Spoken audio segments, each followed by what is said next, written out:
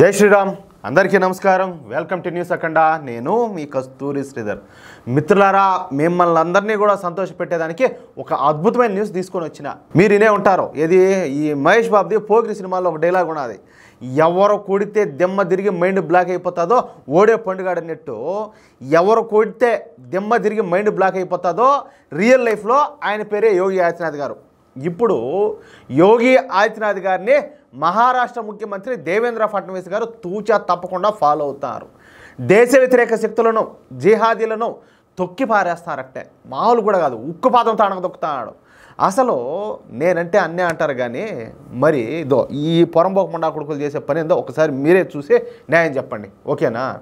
అసలు ఇలాంటి దేశద్రోహులకు ఏ విధంగా బుద్ధి చెప్పాలో మీరే నిర్ణయం తీసుకోండి, ఓకేనా? సరే, పాయింట్కి వస్తే, ప్రస్తుతం ఈ క్రికెట్ ఛాంపియన్స్ ట్రోఫీ జరుగుతున్న సంగతి మీ అందరికి కూడా తెలిసిందే.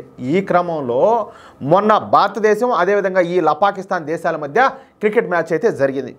ఈ క్రికెట్ మ్యాచ్ దుబాయ్లో జరిగిన సంగతి మనకందరికి కూడా తెలిసిందే. ఇక ఈ మ్యాచ్లో పాకిస్తాను మొదట బ్యాటింగ్ చేసి 241 పరుగులకు ఆల్అవుట్ అయిపోయింది. ఇక ఆ తర్వాత భారత్ జట్టు చేజింగ్కి బరిలోకి దిగింది. ఓపెనర్లుగా ఎవరు? రోహిత్ శర్మ, శుభ్మన్ గిల్ రంగప్రవేశం చేశారు. సరే, ఆట మంచి రంజుగా ఉన్న టైంలో, మంచి మూమెంట్కి వచ్చిన టైంలో రోహిత్ శర్మ అవుట్ అయిపోయినాడియా. ఇక అదే సమయంలో మహారాష్ట్రలోని సింధుదుర్గ్ జిల్లాలో మాల్వాన్ అనే పట్టణం ఒకటి ఉన్నది.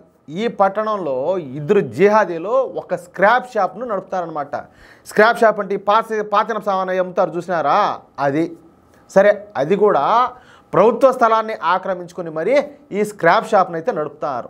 ఈ స్క్రాప్ షాప్కు ఎటువంటి పర్మిషన్ కూడా లేవంట. అయితే ఈ స్క్రాప్ షాప్ నడుపుతున్నటువంటి ఈ ఇద్దరు జిహాదీలు కూడా మాల్వాన్ పట్టణం సెంటర్లో అందరితో కలిసి, అంటే సరే ఇప్పుడు క్రికెట్ స్క్రీన్లో ఏర్పాటు చేస్తారో, ఆడ ఏర్పాటు చేసినప్పుడు ఓన్లీ హిందువులు మాత్రమే వస్తారా?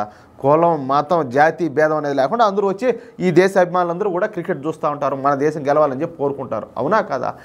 కానీ ఈ గాలిముండా కొడుకులు ఏంటంటే వీళ్ళు కూడా పోయి ఆడ క్రికెట్ చూస్తారనమాట అందరితో కలిసి. పోనీ దాంట్లో తప్పేంలే, మంచిదే, సంతోషమే. అయితే అదే సమయంలో ఈ రోహిత్ శర్మ ఎప్పుడైతే అవుట్ అయినాడో, ఇక ఈ స్క్రాప్ షాప్ నడుపుతున్నటువంటి ఈ ఇద్దరు జిహాదీలు కూడా పాకిస్తాన్ జిందాబాద్, పాకిస్తాన్ జిందాబాద్ అంట పెద్ద ఎత్తున అరుస్తా భారత్ డౌన్ డౌన్ అంట నినాదాలు చేశారంట.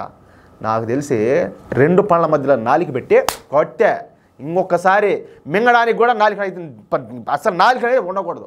లేకపోతే ఏడంతా బలుపు, ఏడంతా బలిసి కొట్టుకుంటారు ఈ కొడుకులు అంటాలే, అంతే. ఇక అక్కడ ఉన్నటువంటి హిందువులకు ఒళ్ళు మండిపోయిందట్టే. వెంటనే హిందువులందరూ కలిసికట్టుగా ఆ ఇద్దరు జిహాదీలను పట్టుకొని వేరే ఉతికి పారేశారట్నే. కాళ్ళతో తంతా, పిడిగుద్దులు గుద్దుతా, ఎరగదని వాళ్ళని తీసుకుపోయి పోలీస్ స్టేషన్లో అప్పగించారు. ఇక ఈ విషయం తెలుసుకున్నటువంటి మహారాష్ట్ర ముఖ్యమంత్రి దేవేంద్ర ఫడ్నవీస్ గారు పోలీసులకు ఏం చెప్పినాడో తెలియదు కానీ సరిగ్గా 24 గంటల్లోపే ఈ పాకిస్తాన్కు జిందాబాదులు కొట్టే ఈ గాలిముండా కొడుకులు ఎవరైతే ఉన్నారో వీళ్ళ స్క్రాప్ షాప్ను ఈ మాల్వాన్ మున్సిపల్ కార్పొరేషన్ వాళ్ళు కూల్చిపారేసినారు. ఈ స్క్రాప్ షాప్ను అక్రమంగా ప్రభుత్వ స్థలంలో నిర్మించడంతో బుల్డోజర్లను ఉపయోగించి ఈ స్క్రాప్ షాప్ను మొత్తాన్ని కూడా తోసిపారేశారు. అంతటితో మహారాష్ట్ర బీజేపీ ప్రభుత్వం ఊరుకోలా. ఈ జిహాదీలు ఇద్దరు కూడా అసలు భారతీయులేనా? అవును, భారతీయులు అయితే వాళ్ళకి ఇటువంటి బుద్ధులు ఆడించొచ్చాయి. పాకిస్తాన్కి జిందాబాదులు కొట్టే బుద్ధులు ఒకటి, వాళ్ళ పుట్టకలో ఏదన్నా లోపం ఉండాలా, లేకపోతే ఈ కొడుకులు ఆడించన్నా బయట నుంచన్నా వచ్చి ఉండాలా, అవునా కదా? అసలు వీళ్ళు భారతీయులేనా?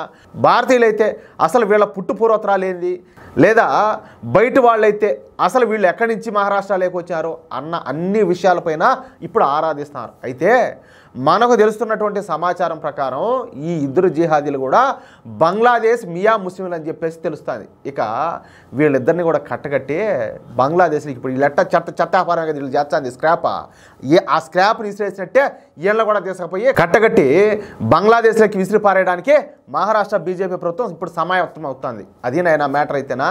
ఇట్లాంటి వాళ్ళు దేశవ్యాప్తంగా చాలా మంది ఉన్నారు. రేయ్, నేను ఒక మాట చెప్తున్నా, పాలు తాగి రొమ్ము గుద్దిన, అన్నం పెట్టిన చేయని దాన్ని తెగనరకాలనుకున్నా, లేకపోతే కన్న భూమి, పుట్టిన భూమి, పుణ్యభూమి ఏదైతే ఉన్నదో దానికి ద్రోహం చేయాలనుకున్నా వాళ్ళను ముక్కలు చేసినా కూడా పాపంలే, తప్పులే. అది కూడా బహిరంగంగా ఆ విధంగా చేస్తే ఇంకొకటికి ఆలోచన లేకుండానే ఆదిలోనే చచ్చిపోతుంది. అది మ్యాటర్ అయితే.